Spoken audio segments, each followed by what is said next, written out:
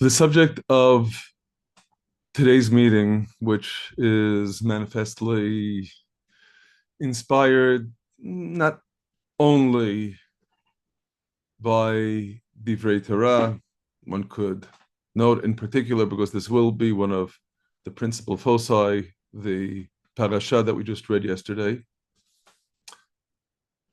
but also from current events. Lessons we can or cannot learn from Moshe Rabbeinu's early career concerning what heroism, leadership, and redemption entail. Lessons for all times, and especially our own. Now, before we embark upon this journey, I feel it is important for us to anchor this discussion in an operative bottom line. I know many of you have already heard from me this operative bottom line, which I think has also been publicized in other circles. I convey it to you as this bottom line was conveyed to me by my dear friend and chavruta, Rav Meir Tribitz Shlita, whose wife is a granddaughter of Rav Yaakov Kamenetsky, with whom he had a very close rapport. The subject pertains very specifically to Black September 1970, Leminyanam, for those who remember the hijacking of the planes to Jordan by the terrorists, the PLO at the time. And obviously, the mortal danger to which every single one of the hijacking victims was unequivocally subject. And there was a group of evidently well-to-do religious businessmen who hatched the idea that one of those who was being held captive was Rabbi Yitzchak Hutner, Zichrono Livracha. They were going to ransom Rav Hutner. And they took their plan to the Aguda, and the Aguda approached Rav Yaakov Kamenetsky, Zichrono Livracha, to ask him what they should do. And Rav Yaakov Kamenetsky's psak halacha was, and again, this is what was conveyed to me directly by his grandson-in-law. It is a time of war. There is no mitzvah of Pidyon Shevuyim. There is no mitzvah of ransoming captives. But obviously, of course, in the context, he didn't mean there's no mitzvah. He meant it is forbidden to do so.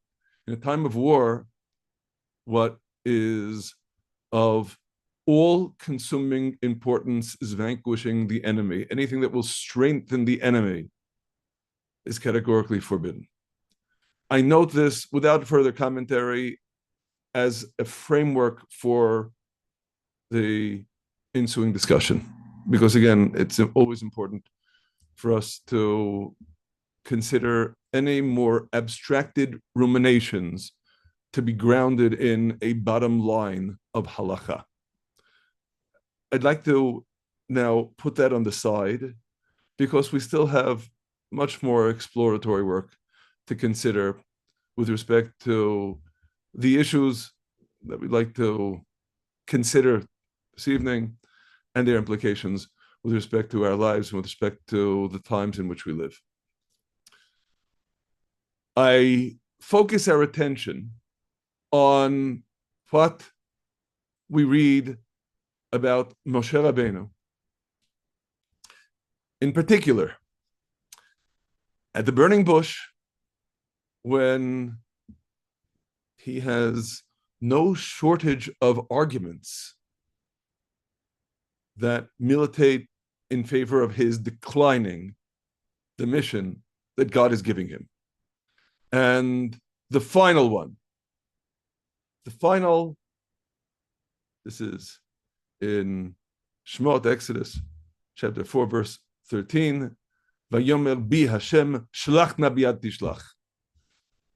Send by way of the one whom you are accustomed to sending, which, as we understand in context, certainly from God's response, is imploring God to send Aaron in lieu of Moshe, in lieu of Moses.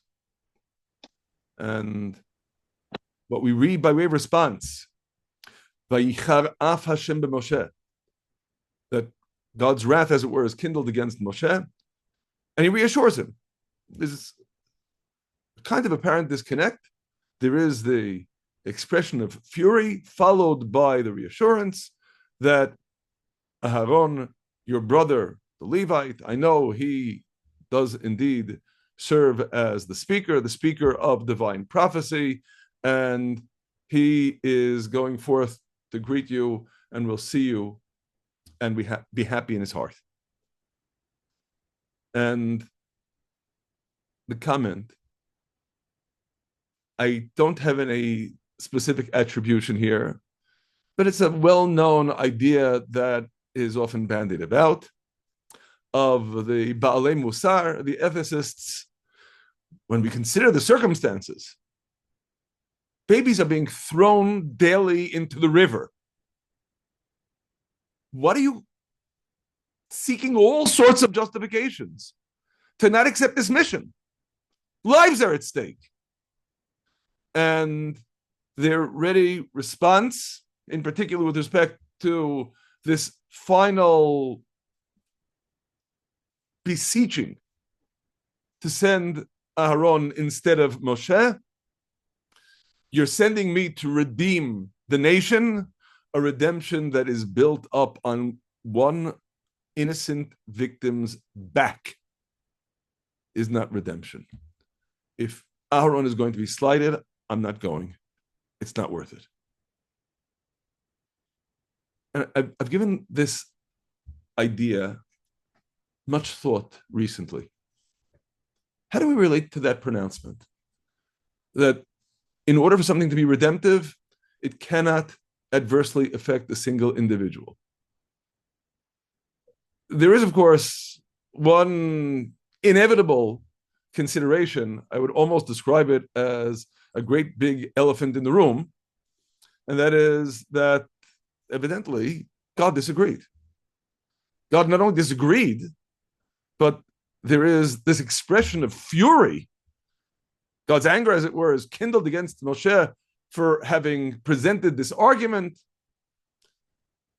There's a debate in the Gemara as to whether, by consequence of this wrath, Moshe, who was hitherto the designated Kohen, has been demoted to Levite, and Aharon, who was to have been merely Levite, is elevated to Kohen because of this protestation on Moshe's part. It's an idea. It's expressed in the Gemara in Tractate Zvachim, page 102a, and a number of midrashic sources in Shmot Rabbah and Tanchuma, likewise in Vayikra Rabbah and Shir Hashirim Rabbah, and various other midrashic sources, without going into the details. So, of course, on the one hand, we could protest against the very proposition that Moshe is demonstrating laudable sensitivity that evidently God disagreed. He sent him on this mission. Of course, there is the possibility of rebuttal. That is, if the content of the response that God is making to Moshe is, you think that Aharon is going to feel slighted. He won't feel slighted. He'll be happy for you. Then one could, after all, argue that God knows that Aharon is not going to feel slighted. And as a result, he imposes this mission on Moshe. Moshe doesn't know that. And to that extent, his concern for Aharon's feelings is unequivocally laudable. there is the possibility of making that argument. I don't know if it's persuasive or not. We'll consider a couple of other alternatives. Of course, it is germane to consider in this context that the very proposition that this is taking place on the cusp of the heralded redemption from Egypt imposes a kind of additional stratum of responsibility, if you will. So it doesn't necessarily apply under all circumstances. I'll note in this regard a comment that I think is famously quoted in the name of Rabbi Soloveitchik, who noted the anomalous formulation of the essential liturgical expression that we use on Chanukah and Purim, the Al Hanisim prayer, where immediately after Al Hanisim there is Ve'al HaPurkan. Ve'al HaPurkan of the miracles and the, how shall we translate Purkan?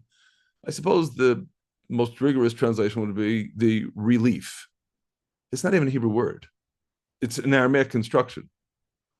And the question that he raised, why don't we refer to this event that pertains to Chanukah and to Purim as Geulah? Why specifically invoke this Aramaic word that doesn't even mean salvation, it means relief? And his ready response, when we employ Geulah, it is in one of two contexts. There is the blessing, Baruch Atah Hashem Ga'al Yisrael, cast in past tense, referring to redemption from Egypt. There's the blessing of Baruch Atah Hashem Go'el Yisrael, that pertains to the future redemption. There is nothing else in our history that warrants the enunciation of that root, Ga'ol, because only the redemption from Egypt and the future redemption qualify as Geulah. So, of course, on that plane, we could argue that maybe when the discussion really does revolve around Geulah, a Geulah that is built up on the expense of one innocent victim is just not Geulah. But we could still cogently ask whether that has any relevance in our time and place when, let's face it, we don't have any prophet who has come and told us that the circumstances in which we are living at present reflect imminent Geulah. So unequivocally, Purkan, yes, but Purkan, as in the case of Chanukah and Purim, may indeed impose upon us a phenomenal debt of gratitude and a responsibility to express thanksgiving. Hallel, it's not the same as saying redemption. That is an additional possibility. But what I'd like to, in particular, focus upon is another possibility, a possibility that may indeed fly in the face of this argument that is presented, again, possibly apocryphally, but without attribution, by the Baalei Musar, that there is something that is critically lacking. It can't be Geulah if there is even a single solitary victim. And that forces us to consider what it is that we read, not so much at the burning bush, but in the lead up to it. The lead up to it, we could speak of the first two chapters of Shemot, the first two chapters of Exodus, where we encounter what I would describe as a number of profiles of heroism. And it's instructive for us to review them, at least in brief. This is all taking place, after all, in the context of, as we read, as a result of the designs of the Egyptians in verse 13, Egypt made the people of Israel to be enslaved with body-breaking labor. And besides all of that, there's this additional dimension that is introduced in verse 15, that the king of Egypt spoke to the Hebrew midwives, Shifra and Pu'ah, and said, when you do the office of a midwife to the Hebrew women, you shall see upon the birth stool, if it be a son, kill him. And if it be a daughter, then she shall live. And of course, inevitably, it's important for us to always recall in context here that we're speaking of an order coming from someone who arguably was the most powerful human being on earth at the time. And the Torah tells us about the midwives feared God and did not, as the king of Egypt commanded them, but saved the male children alive. And when the king of Egypt calls them in, why have you done this thing and have saved the male children? They have an excuse, but ultimately they're standing up to arguably, again, the greatest authority alive. And they do what's right, not what he orders. That is an act of heroism. It's an act of heroism because when you have all of the clout of authority imposed upon you, and you overcome, in Hebrew, the hero is the gibor. Givura is overcoming, overpowering. You overcome that voice of authority to do what's right. That's heroism. There is simultaneously an additional dimension that we should at the very least note in brief with respect to just how the Bible presents these profiles of heroism. And that is the realization that in all likelihood, neither the name Shifra nor the name Pu'ah is actually a name, but rather, more likely, a title. When we consider the etymologies of these two words, so we encounter the root of Shifra, Shafer, when the blessing of Naphtali is Hanoten Imri Shafer, he gives words of beauty or pleasant sayings. Likewise, when in Psalm 16, Af Nachalat Shafera Alai, I have a beautiful inheritance, and in Iyov, Berocho Shamaim Shifra, which actually is exactly the same declination as the name that we encounter, by his breath, the heavens are beautified. So perhaps Shifra is then a title, the one who beautifies the baby. With respect to Pu'ah, the inevitable association is, if anything, even more explicit. In Yeshayahu, in Isaiah chapter 42, verse 14, I have long time held my peace. I have been still and refrained myself. Now I will cry like a birthing woman. Kayoleda ef'eh, from the same root as Pu'ah. So, of course, to that extent, we will appreciate the undergirding of the exposition that we find in the Gemara and Tractate Sotah, page 11b, and likewise also in a number of midrashic sources in the Sifrei, in Shmot Rabbah, and Kohelet Rabbah, that these supposed names are in fact titles, and then there's a question with respect to whom these titles are being given. Is it Yocheved and Miriam? Is it alternatively Yocheved and Elisheva, that is the wife of Aharon? But of course, the significance of the exposition is we read the story of heroism, and there isn't even a name attached to it. Because the true hero operates out of complete selflessness. There is no personal identity. You do what's right simply because it's right. Now let's continue in the narrative in Shemot, in the parasha. Of course, the efforts of the midwives are ostensibly to no avail, because we read in verse 22 that Pharaoh charged all of his people, saying, every son that is born you shall cast in the river.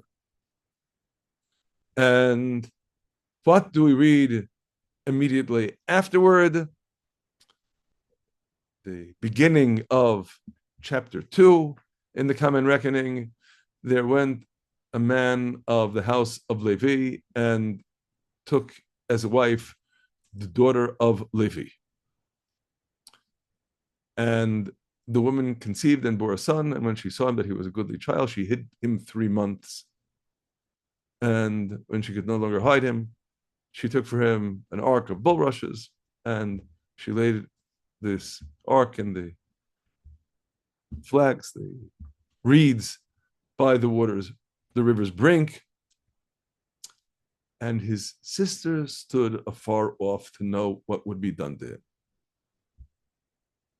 So now when we consider the thrust of this rather brief passage, first of all, inevitably when we consider the context of this union, it is immediately following on the heels of the decree that all male children are going to be thrown into the river. That in itself certainly implies a measure of courage in establishing a family. But moreover, and this obviously underlies the well-known exposition that we encounter in the Gemara and in the Midrash, it clearly is not simply man meets woman and they get married because he's a sister. And the sister is old enough that she's watching over the baby, which of course obviously underlies the exposition in the Gemara, in Tractate Baba Batra, page 120a, and likewise in Mechilta Rabbi Shimon Bar Yochai and in Shmot Rabbah and Bamidbar Rabbah, that tell us that this couple had already been married. Indeed, a conclusion that is inevitable when we realize that the couple is, first of all, explicitly identified by name just a few chapters later in next week's parasha, in Exodus chapter 6, and furthermore, that there are 2 older siblings of whom we read explicitly at Shirat Hayam in Exodus chapter 15, and in the genealogy of the tribe of Levi in Bamidbar, in Numbers chapter 26, that Mosheh is the youngest of 3 siblings, that the parents had already been married, and they separated because of this decree of death for any male children who would be born. And of course, in our tradition, the unspoken heroine here is none other than the sister who is watching over the baby, who argues with her parents that they need to get back together because this decree is even more harsh than that of Pharaoh. His decree only pertains to the male children. They, by their actions, are preventing any children from being born. And that's also an act of heroism, maybe even more so than the parents getting together. The heroism of this young girl who is not merely speaking back to authority, as was the case in the story of the midwives, which may, of course, also include her, depending on how we expound the identities of these 2 midwives. It's a greater challenge when the ones whom you need to reprove are your own. The midwives were ignoring the decree of Pharaoh. This young girl, Miriam, is setting herself in opposition to her own parents. Certainly, again, an additional act of heroism. And of course, the additional dimension that I feel compelled to note, at least cursorily, is that this is certainly an instance in which the heroine remains unnamed. Indeed, even the parents remain unnamed. And it's particularly glaring because we do know who they are. And again, they're going to be introduced by name just a few chapters from now. But when we look at the heroic act is anonymous because you do what's right because it's right, not because you're going to get any accolades for it. And the next act of heroism, about which we read immediately afterward, is, of course, inevitably the daughter of Pharaoh. From verse 5, the daughter of Pharaoh came down to bathe in the river. Her maids walked along by the riverside, and she saw the ark. She opened it and saw the child, a boy weeping, and she had pity on him and said, "This is one of the Hebrews' children." And of course, she knows what his fate needs to be according to her father's decree. But she has compassion on this baby. And that arguably is an even greater act of heroism than any of the foregoing. Not merely because, of course, she is thwarting the decree of her own father. I think more so because the other acts of heroism pertain to some act of heroism on behalf of one's own. This act of heroism is on behalf of the other, the alien, the apparent other side, which of course makes the act of heroism that much more acute and that much more laudable. Of course, one cannot help but note, with respect to all of these acts of heroism, that they are all accomplished by heroines, by women. And again, I'm going to stress, and all, certainly with the premise that Shifra and Pua are titles rather than names, without names. Altogether, with respect to the subject of getting a name, we can recall far earlier on in the narrative of the Torah, a bunch of people who really obsess on a name. Remember in the Tower of Babel, when we read what their plot is in Bereshit, of course in Parashat Noach, this is Genesis chapter 11, verse 4, they said, "Let us build us a city and a tower with its top in heaven, and let us make ourselves a name." That's all about making a name. And I can't help but note here, in Ramban's admittedly esoteric understanding of the whole episode, he makes the observation that one who knows the meaning of Shem, of name, will understand their intention from what they said, "We will make for ourselves a name," and will know what the measure is that they initiated in making this tower. And undoubtedly, there are esoteric dimensions to which we can take Ramban's words here. This is a comment of Ramban that ends with the catchphrase, "V'hamaskil yavin," and we understand that when Ramban says "hamaskil yavin," it's an allusion to esoterica. But simultaneously, I think there's also a very readily accessible level of meaning with respect to this principle. And perhaps it is best enunciated in the Mishnah of Hillel, in the first chapter of Avot, the Ethics of the Fathers. The second of Hillel's statements begins with the words, "Nigad Shema, Avad Shemei."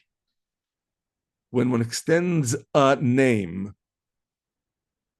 he loses his name. And one notes the distinction between Shema and Shmei. A name, his name. Person thinks he's going to make a name for himself, meaning that there's, if you will, the background, and I'm going to stick up out of that background. I'm going to make a name for myself. Yeah, but my real identity is not in contradistinction to everyone else. It is as part of the greater whole. And by attempting to make a name for myself in that vein, the name I lose, ironically, is my own. if I can further amplify this point with an anecdote presented by Eli Wiesel in the introduction to Legends of Our Time, excerpting briefly. The old white-bearded Rebbe looked at me disapprovingly. So it's you, he sighed. You are Dodya Fege's grandson. He had recognized me at once, which both pleased and embarrassed me. He sat in his armchair and studied me. He had not changed much. His face remained friendly and pained. His smile contained all the wisdom in the world. Dodya Fege's grandson, the Rebbe repeated as if to himself. His eyes were resting upon me, and I wondered whom he saw and why he turned sad all of a sudden. Then I realized that unlike him, I have changed in more than one way. I was no longer his disciple. Rebbe, I said, I have been working hard to acquire a name for myself, yet to you, I am still attached to my grandfather's. Oops. It was a poor attempt to break the tension. It failed. Now he seemed somewhat angry. So that's what you've been doing all these years? He remarked. He nodded his head and added, what a pity. So the real hero does not seek a name for himself. The real hero does what's right, simply because it is right. If you will, in the same vein that we read in the last chapter of Nevi'im, Malachi chapter 3, verse 16, then they that feared the Lord spoke one to another, and the Lord hearkened and listened, that a book of remembrance was written before him for them that feared the Lord, that thought upon his name, but not upon their own name. That indeed is the foremost challenge. And what I really want to focus upon is not so much these three profiles of heroism, the three heroines of whom we read in the lead up to Mosheh's career, but three acts of heroism, all done by Mosheh. And I think there's a correspondence. Of course, the first act of heroism, beginning in chapter 2, verse 11, it came to pass in those days when Mosheh was grown up, he went out unto his brethren and looked upon their burdens, and he saw an Egyptian smiting a Hebrew, one of his brethren. And he looked this way and that way, and he saw that there was no man. And he smote the Egyptian and hit him in the sand. And inevitably the question, so why was he looking this way and that? Now, I realize there is a very obvious answer to this question, looking to see if there were any witnesses. I'd like to propose an alternative answer. In particular, of course, given that if he were looking to see whether there were any witnesses, there obviously were, because the matter did become known. So if that, in fact, was not what he was seeking, what was he seeking?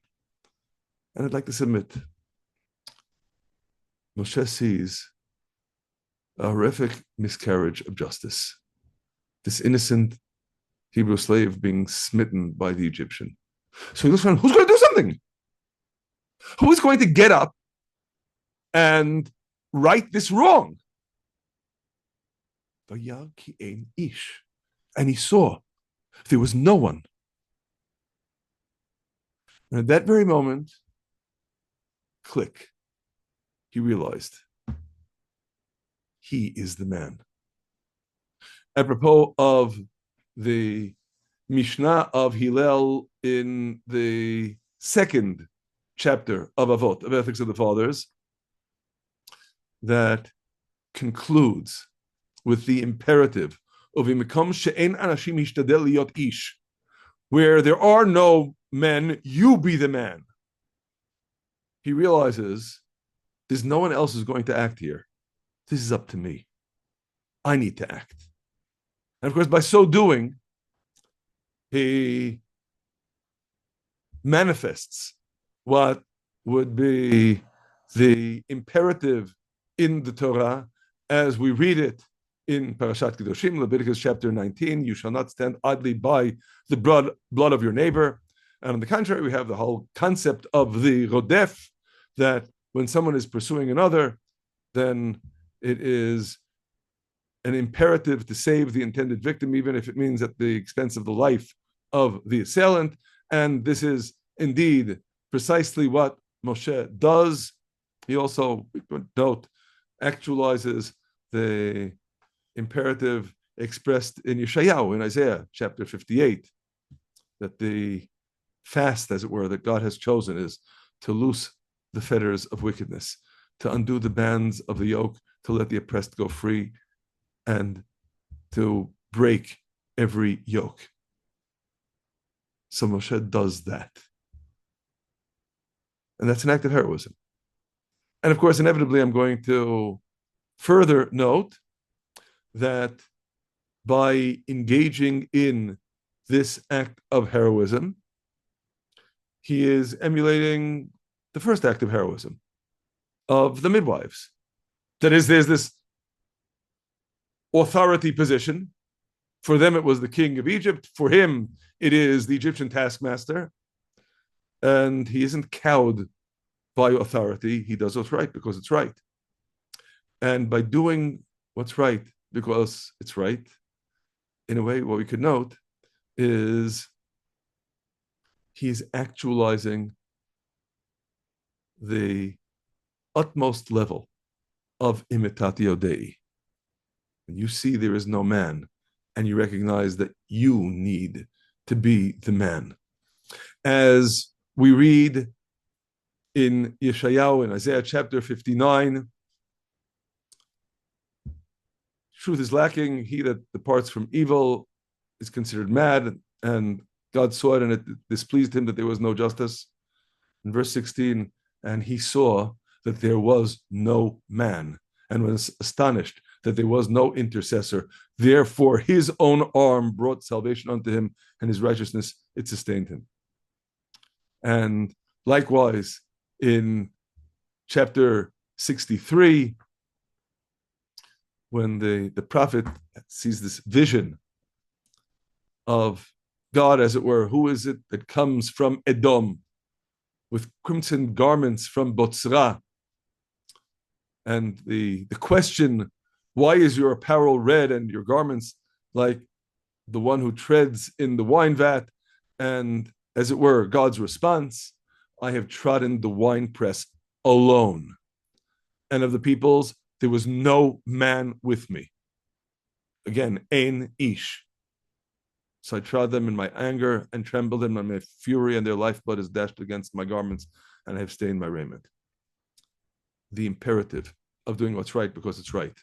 And indeed, in the continuation for the day of vengeance that was in my heart and my year of redemption are come, and I looked, and there was none to help. And I beheld in astonishment that there was none to uphold. Therefore, my own arm brought salvation unto me, and my fury had upheld me. So Mosheh is emulating that. That again is the first act of heroism. Of course, inevitably, just to complete this progression, the second act of heroism of Mosheh, obviously, is when he went out the second day and two men of the Hebrews were striving together, and he said to the one who did the wrong, why are you smiting your fellow? And of course, what kind of heroism is this? It is arguably the greater act of heroism than opposing the authoritarian figure of the Egyptian, because here he's speaking up against his own. These are two Hebrews. And nonetheless, he isn't cowed. He speaks up to them. Again, perhaps in correspondence to Miriam speaking up to her parents. And then what happens, we know very well, Mosheh needs to flee for his life.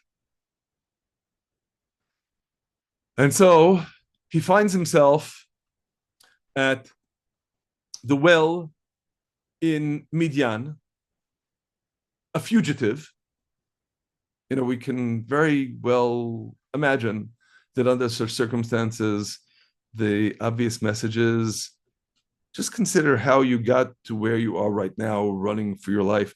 Maybe keep a low profile. Maybe don't stick your neck out. Learn the lessons of the past. What's the first thing he does at the well? He gets into a fight with all the shepherds. That is, he's at the well, and the priest of Pidyon had 7 daughters. They came and drew water and filled the troughs to water their father's flock, and the shepherds came and drove them away, and Mosheh stood up and saved them and watered their flock. And inevitably, the question one can't help but ask, is he crazy? Does he realize what mortal peril he is exposing himself to face? And of course, inevitably, the rejoinder is, of course, he recognized it didn't make a difference to him. One could even state he couldn't help it. And when I put it in those terms, inevitably, what comes to mind is a crucially important passage in Rambam's Moreh HaNevuchim, Guide of the Perplexed, when Rambam, in what ostensibly is the closing chapter of the chapters on prophecy, it's ostensibly the closing chapter, even though there are another 3 afterward, but that's another story. In the second unit of the guide, in chapter 45, he gives us a typology of the various levels of prophecy. This typology, Rambam stresses, is one that includes within it not only the levels of prophecy themselves, because he begins with 2 levels, as expressed in the Ibn Tibon translation. Hamadriga rishona b'ashenit hem ma'alot lanevuah, v'lo yimaneh mi shehigia lema'ala mishlehem navi miklal hanaviim asher kadmu hadvarim bahem, v'imikeh b'ktzat ha'itim navi hu liktzat klalut lihiyoto karov lanaviim me'od. The first 2 levels are not prophetic. The first 2 levels are pre-prophetic. And in that vein, we note the first of these pre-prophetic levels. Says Rambam, Tchilat madregot hanevuah sheyilaveh la'ish ezer eloki sheyeni'ehu v'yizarzehu lema'aseh tov gadol. That one feels that one is animated by some divine assistance to do something great that is good. כהצלת קהל חשובים מקהל רעים, או להציל חשוב וגדול, או השפיע טוב על אנשים רבים. There is a list of various possibilities here, but simultaneously there is a particular emphasis on righting wrongs, on redressing a miscarriage of justice. And Rambam goes on to state, this is the level that is called Ruach Hashem, the Spirit of God.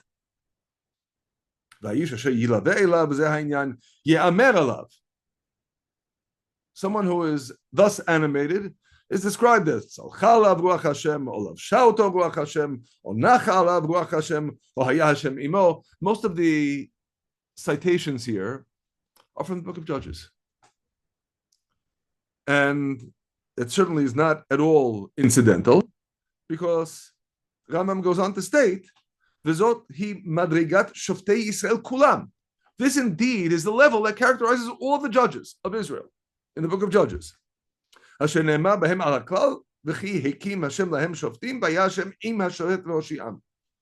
With respect to each one of them, in the synopsis that we read of the modality of the book of Judges in the 2nd chapter, verse 18, that God established for Israel judges, and God was with the judge, and he saved the people from the oppressor. So this characterizes the judges. Now, we should note, Rambam does further make the observation, V'zohi gam ken madrigat meshichei Yisrael hachashuvim kulam, This is also the level that characterizes the Meshichim, the anointed ones, that is the kings. And he gives various examples of that as well. But I think it is instructive for us to consider the implications of his focus upon the judges. Because, with respect to the whole period of the judges, the recurrent theme that we encounter at the end of the book of Judges is Vayamim Ahem Ein Melech BiYisrael Ish Hayashar Be'einav Yaseh. In those days, there was no king. There was no real leader. Everyone did what was right in his eyes. If anything, there is only one episode of someone who was on some level a king in the book of Judges, and it was an absolutely disastrous debacle, Avimelech. The judges were heroes. And here's the critical rub that we need to bear in mind. A hero is not a leader. A hero may morph into a leader, which is, therefore, what I would submit is intended by telling us that the laudable Meshichim, the anointed kings, also had this aspect within themselves. They were heroes. But on some plane, that status of being a hero is not merely distinct from, but even adversarial to leadership. So the kings, ultimately, if they reached the highest level of achievement, needed to incorporate these conflicting aspects in their personalities. The judges were not, because the judges really fundamentally were not leaders. The judges, most essentially, were heroes. And I'm emphasizing this point because Mosheh, at this juncture, is a hero, not a leader. And I submit that this realization is absolutely foundational in our considering just what's taking place at the burning bush. God is summoning Mosheh to take upon himself a leadership role. Now, besides the inevitable realization that Mosheh regards himself as an octogenarian who has retired to the quiet life of a shepherd, he is, after all, 80 years old.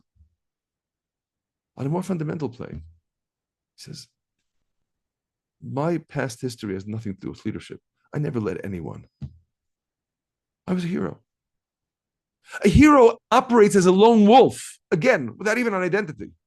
The very fact that the hero does not have a name further accentuates the extent to which the hero is really not a player on the stage of leadership. And Mosheh, at this juncture, is not. I was even reflecting in this vein upon the extent to which Mosheh, as the Midrash famously describes him, is the shepherd who goes running after the lamb who has run away from the flock. And we consider this story a very laudatory one. It's also a story of heroism rather than leadership, because granted, you're concerned about this lamb. What about the rest of the flock? Who's watching the rest of the flock when you're running after this lamb? But the hero doesn't make considerations of that sort. The hero operates on a point-wise plane to do whatever is right, irrespective of the bigger picture. That's the hero. And it's not a leader. And if we ask ourselves,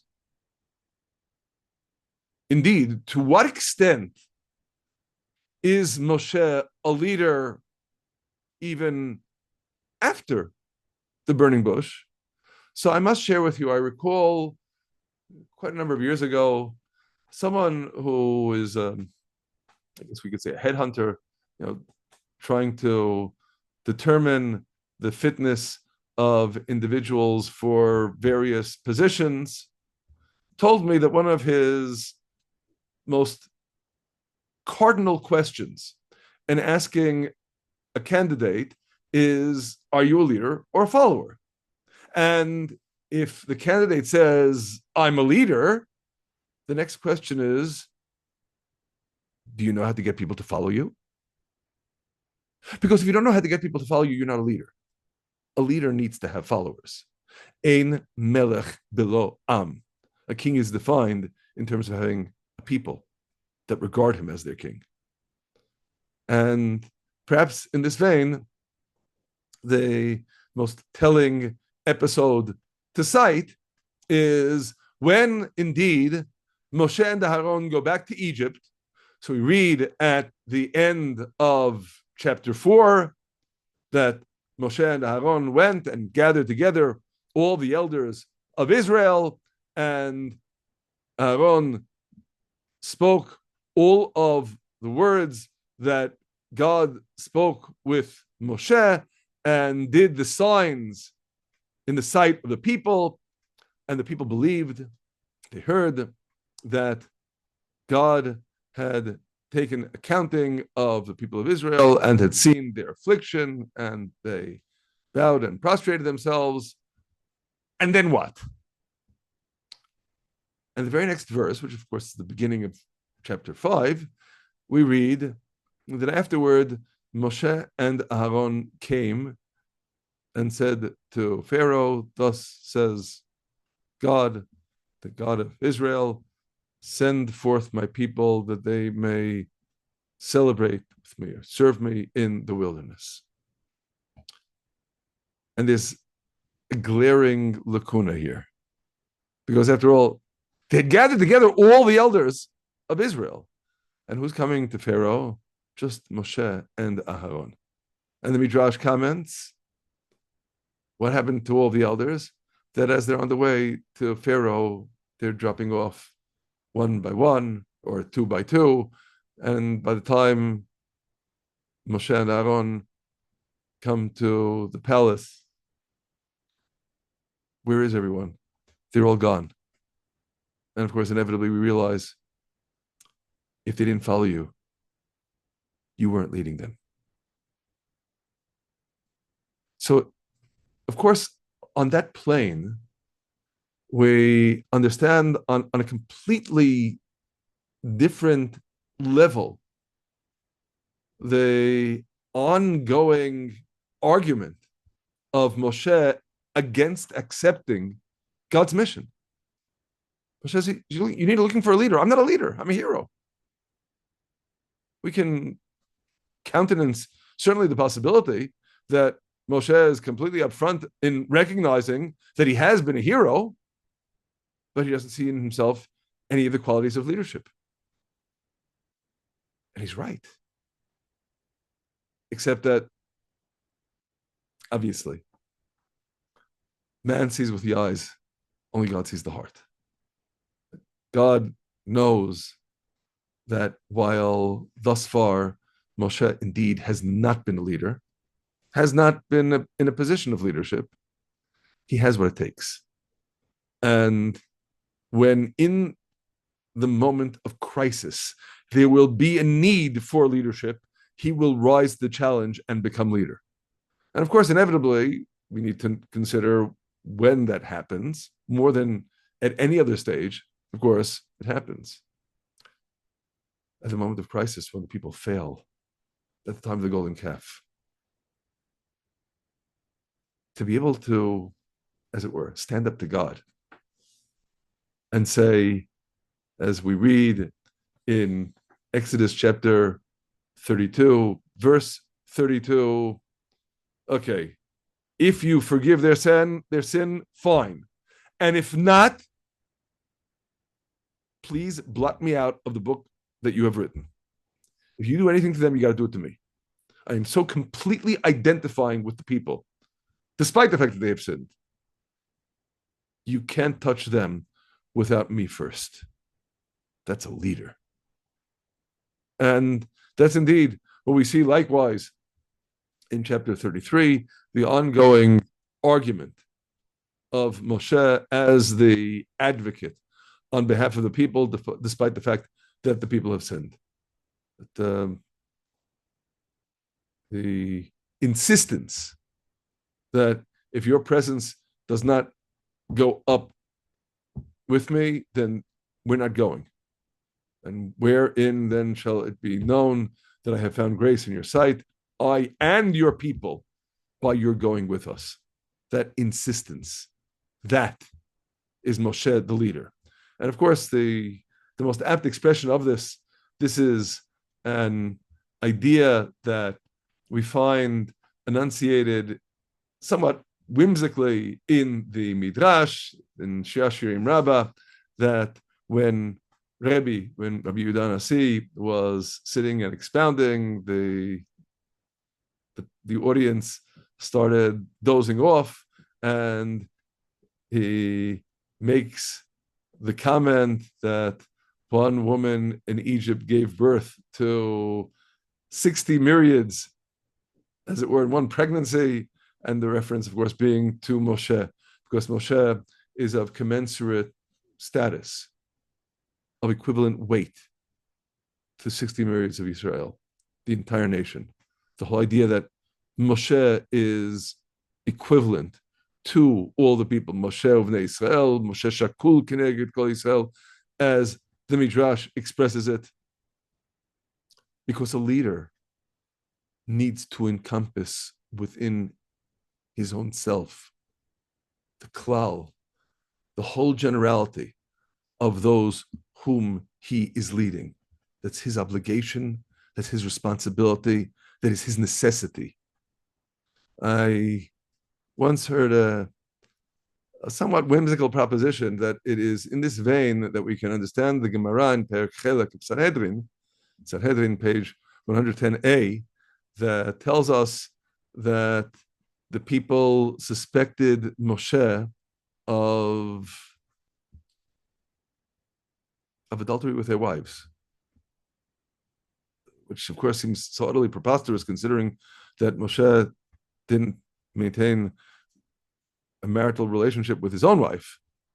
But what underlies this notion of having had such a suspicion against Mosheh? So the proposition that I once heard was that every single man looked at Mosheh and said, he'd be the ideal husband for my wife. Obviously, we have to be careful how to interpret this, but the idea being that Mosheh's soul indeed encompasses within it every single individual in the nation. That's what it means to be a true leader. That's not the way he starts out. Again, in Parashat Shemot, chapter 2, we see Moshe only as hero, not at all as leader. And arguably, again, even by the end of our parasha, chapter 5, he's not leading because no one's following.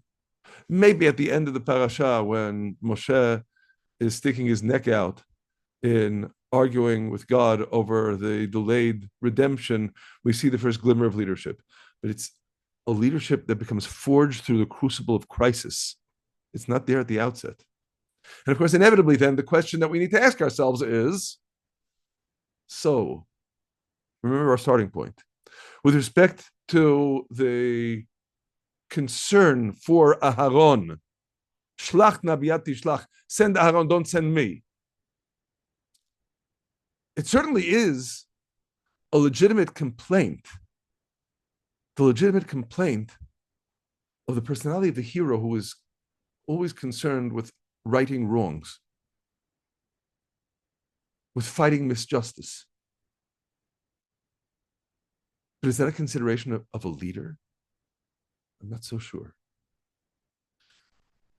With respect to the generality and the particular, there is, of course, a well-known story cited in the Gemara in Tractate Baba Metzia, page 59a and 59b, regarding the Tanur Shel Achnai, the oven that is built up as coils, without getting into all of the particulars, but it becomes the subject of a major dissension. Rabbi Eliezer regards the oven as pure. The Chachamim regard it as in a state of defilement. Exactly under what circumstances? Again, we're going to leave on the side for now.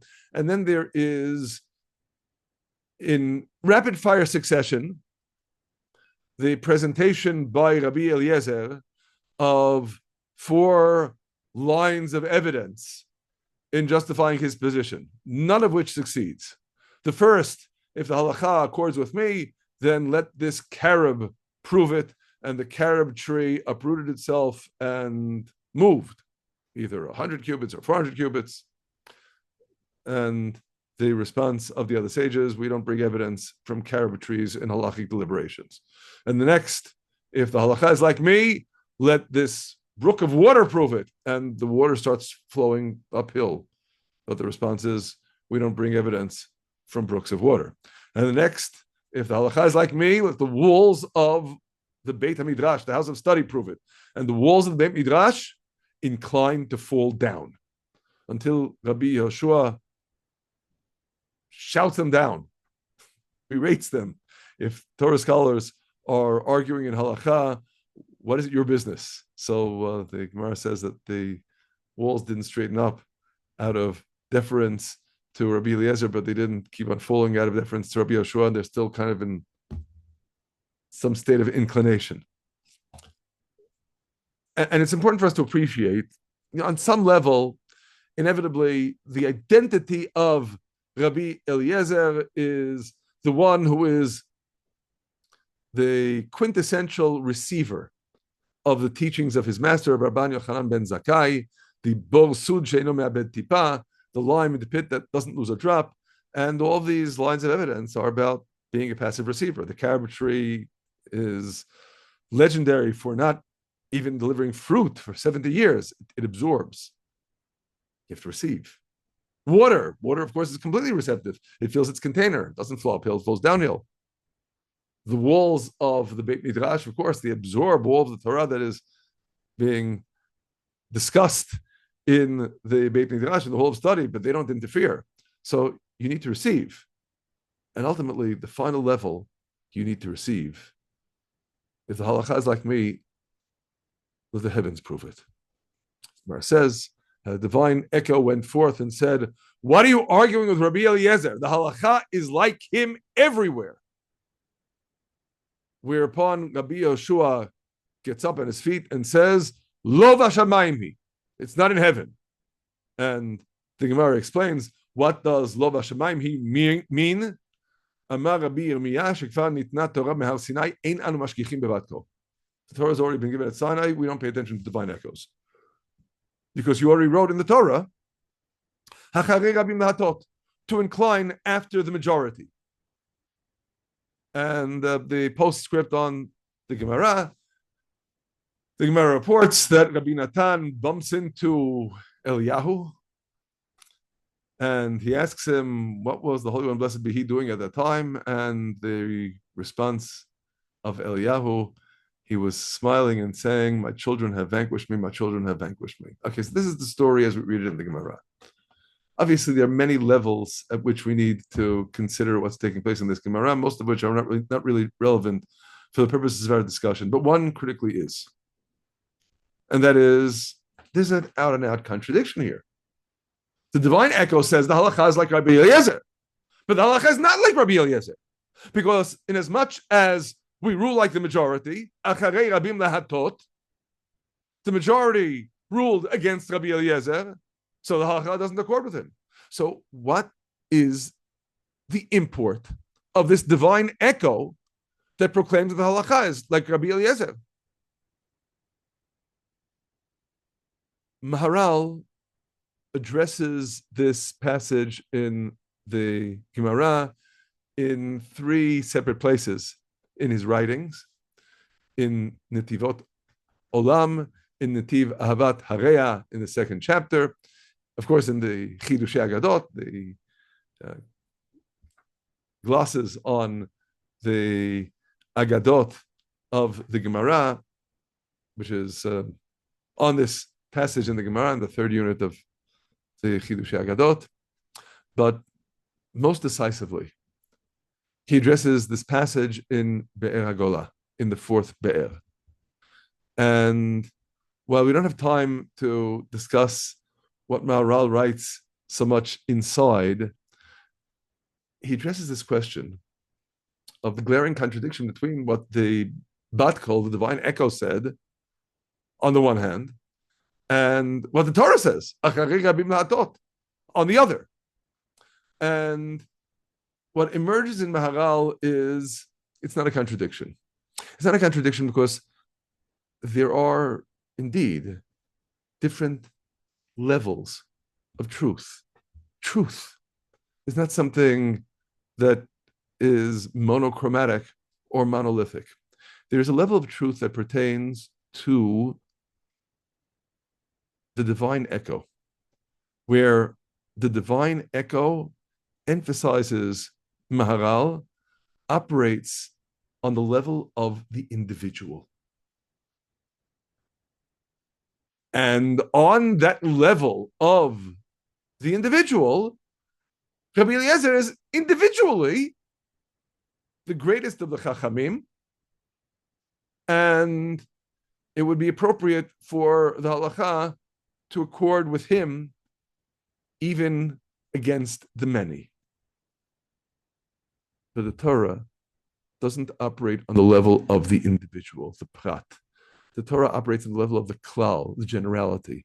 The principle of acharei rabim lahatot, and I must note here, this principle is not understood in the manner that ostensibly would emerge from the plain meaning of the text, the verse in Exodus chapter 23, verse 2, in which it appears. The exposition of acharei rabim lahatot, the imperative to incline after the majority, is to cohere with a level of generality that transcends the individual. So on the level of the individual, indeed, the halacha is like Rabbi Eliezer. The divine echo, which is not prophecy, the divine echo is something that Maharal discusses at length, is a reflection of the individual. But the transcendent level of Torah goes beyond the individual to the generality. And on that level of the generality, as Maharal states at the end of this very involved presentation, which again, we don't have time to see inside in the standard Honig edition of Maharal, it is in the fourth Be'er, pages 55 to 57.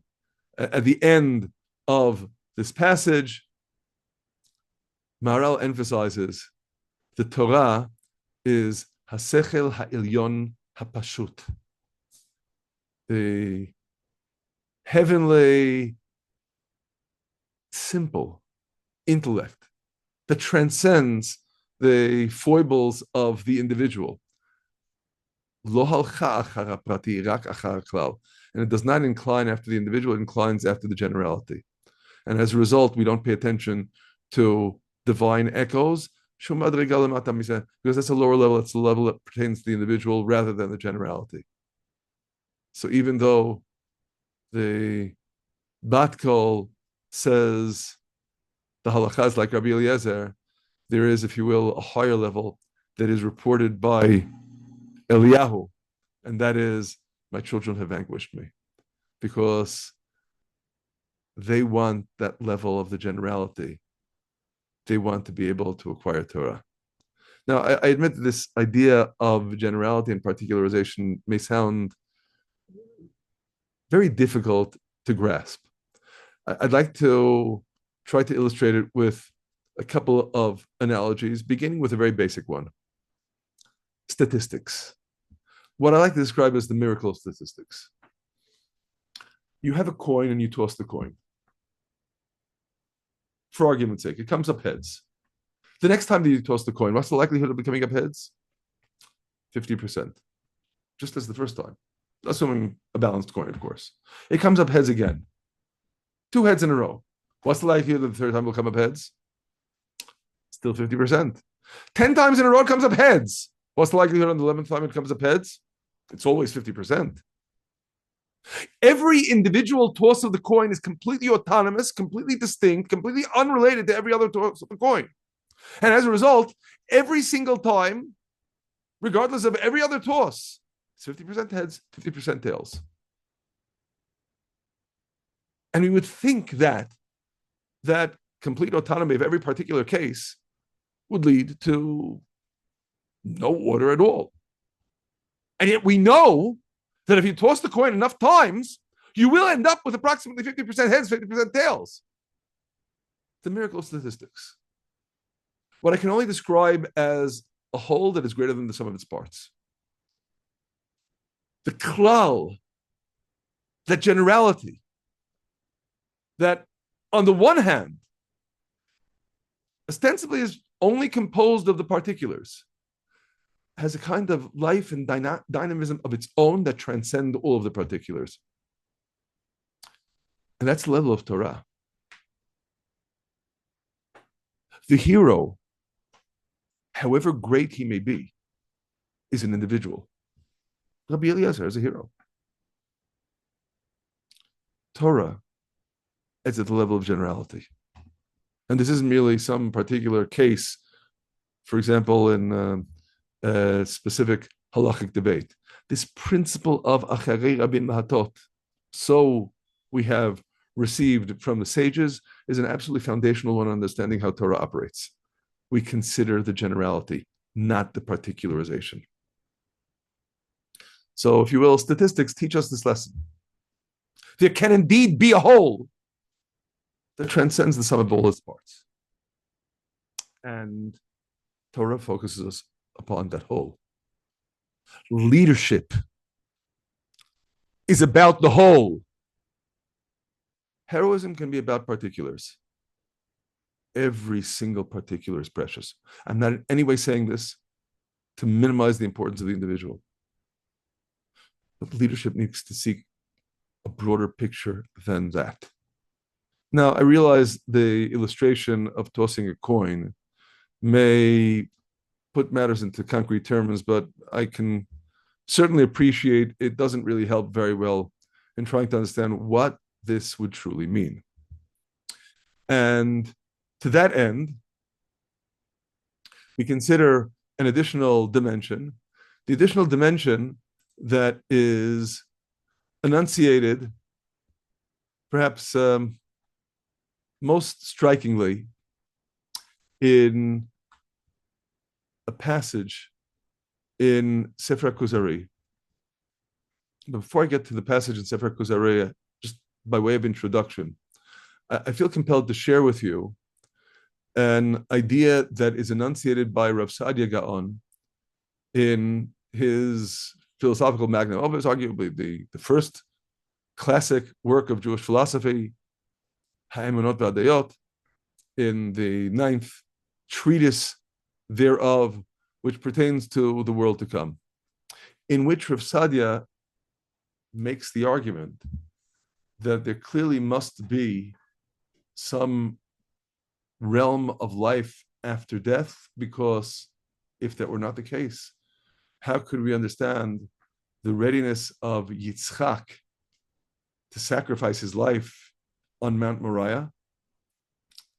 Likewise, he cites additional examples of acts of self-sacrifice, Hananiah, Mishael, and Azariah in the book of Daniel, likewise Daniel himself, subjecting themselves, in the case of the former, to being hurled into a fiery furnace, in the case of the latter, to being hurled into a lion's den, and that their readiness to do so reflected their belief that there was everlasting life that awaited them, even if they were to perish in this world. Now, on the one hand, what Rav Saadia is stating here, I humbly submit, is unimpeachable. Certainly unimpeachable in the sense that whenever we hear anyone, and unfortunately we do hear this not infrequently, arguing from the material circumstances of a given individual's life as to the extent of his worthiness, then we know that argument essentially is enunciating a heresy. of disbelief in everlasting life.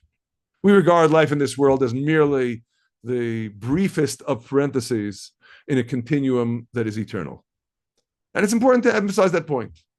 And yet, at the same time,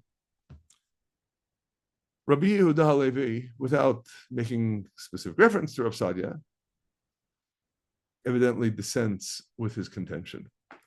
Because in a striking passage in Sefer HaKuzari, this is in the third treatise of Sefer HaKuzari, in a very interesting context, where the Chaver, the Jewish sage, has enunciated at the end of Treatise 3, Section 17, the importance of being part of a larger congregation, a larger whole, and the king demurs, isn't it better for an individual to just seek solitude and pray on his own? And the Chaver's rejoinder, which obviously is very much consonant with normative halacha, that we regard prayer as something in which we engage as part of the larger whole, the congregation, the klal, in the context of which he stresses that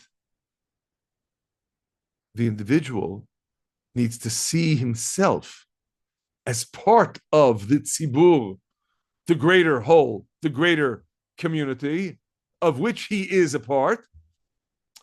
And if he merely seeks his own aggrandizement, then he is not only sinning against the whole, he is sinning first and foremost against his own self.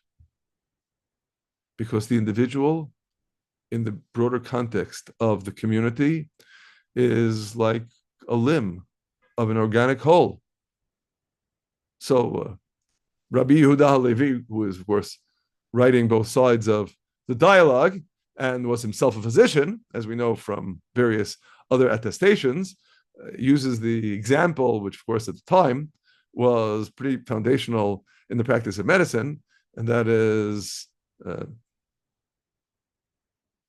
bloodletting, that if the arm were to refuse to allow its bloodletting when it's necessary for the health of the body, then the arm would be lost, the whole body would be lost. And to that extent, he states, and this is by way of summation, and it is a breathtaking summation, the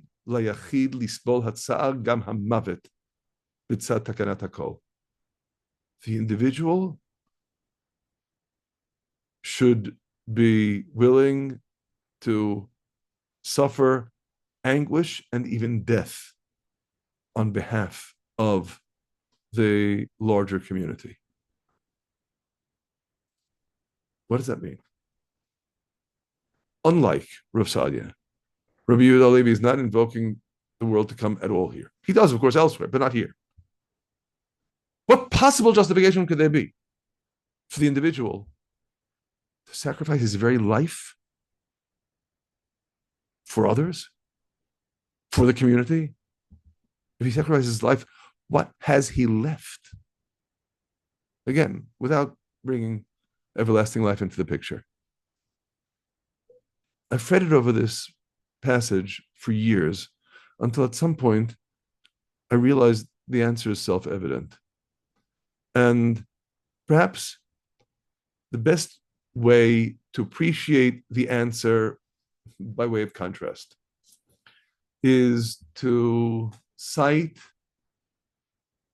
what I think can definitely rank as the most depraved song that was ever written.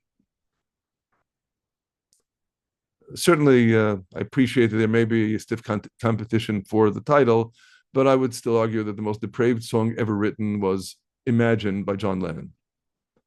Imagine there's no heaven, it's easy if you try, no hell below us, above us, only sky. Imagine all the people living for today. Imagine there's no countries, it isn't hard to do, nothing to kill or die for, and no religion too. Consider what that means. nothing to kill or die for.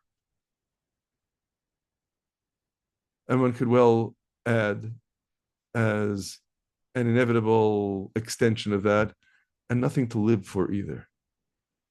It's simply a hedonistic life without any values whatsoever. I live for myself.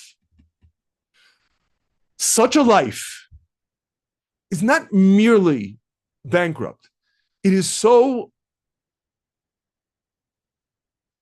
shallow, so lacking in the satisfaction of a life well lived, so contrary to that most foundational sense with which we are all natively endowed that life is meaningful, that we would do anything to avoid such a perspective.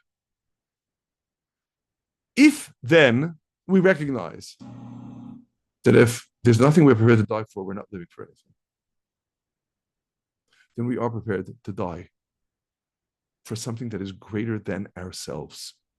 The moment we are prepared to die for something that is greater than ourselves, our lives, of course, become meaningful. It would sure be nice if we could eat our cake and have it too, but it doesn't work like that. If you really believe that, if you're going to integrate that into your life and live your life accordingly, then if circumstances present themselves that you have no other alternative rather than giving your life because it's something that you were prepared to die for, because it's something that you're living for, well, then you're prepared to die. I think you see this reiterated over and over and over again in the breathtaking testimonials of our holy soldiers who left behind themselves these letters, farewell letters, what it is that they saw themselves as prepared to do. You see yourself as part of a greater whole. You live your life accordingly. Everything is different because you see yourself as part of a greater whole. This isn't in any way to minimize the significance of being a hero. And heroism can also lead to leadership. But seeing life in terms of a greater whole of which I am merely a part transcends heroism. That truly is leadership. And it's in that vein that perhaps the analogy of the individual tosses of the coin versus the statistical law may be apt but shallow. Perhaps a better illustration, very much along the lines of what Rabbi Yehuda Levi proposes here, is the verity of every organism, every organic whole, certainly multicellular organisms, how they live and function. To merely cite one small, almost trivial illustration, how do we have individual digits? Why isn't the hand, or for that matter, the foot, a solid mass of cells? There's an answer to this question. I'm not giving a conjecture, but rather a biological fact. Because in utero, as the embryo is developing, this is a solid mass of cells. And in a programmed manner, the cells that occupy what need to be the fissures between the digits die. And by their dying, we have fingers. There are mutations in which the cells don't die as they're supposed to be programmed to do so, and people end up with webbed hands. Of course, it is self-evident that the illustration still falls flat. It falls flat because individual cells aren't sentient beings. Individual cells don't have lives of their own. Every human being does. But the principle is still the same principle. What endows our lives with meaning is being part of that greater whole. And recognizing that greater whole is a function of not merely heroism, but leadership. Now, if you ask me, have we come to a final definitive answer? We have not. We've come pretty much to the end of the road. There's a glaring question for which I truly wish I had a satisfactory answer, and I do not. I merely note on the Mishnah at the beginning of Perek Chelek of Sanhedrin, Kol Yisrael yesh lehem chelek l'olam haba. All of Yisrael have a share in the world to come. Kol Chelek. Rav Kook, in the Olat Re'iyah commentary on this Mishnah, in the commentary on Avot, focuses our attention on the unresolved tension between Kol and Chelek. The Klal, the generality, all Israel. And the Chelek, the portion, the individual, the particularization.